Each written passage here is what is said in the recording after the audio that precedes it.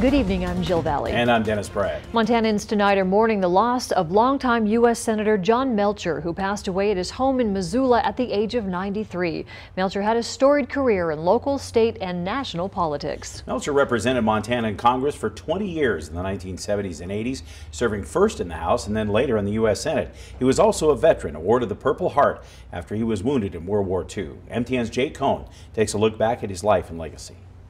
John Melcher was a World War II veteran and a veterinarian from Forsyth. He started his career in politics on the Forsyth City Council.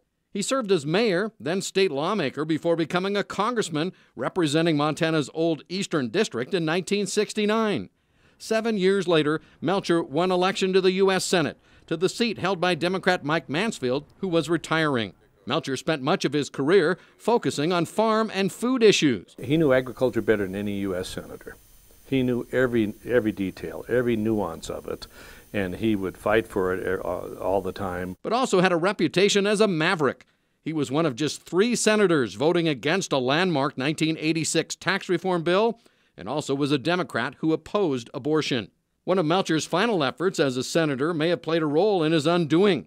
The 1988 bill to set aside 1.4 million acres of wilderness in Montana and opening up another 4 million acres to logging and other potential development. Well, I think it's very likely that the bill will pass as it passed the Senate. But President Ronald Reagan vetoed the bill just days before the 1988 election.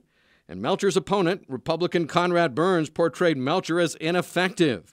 Days later, Burns defeated Melcher in an upset 52% to 48%, becoming the first Republican to win a U.S. Senate race in Montana in 42 years.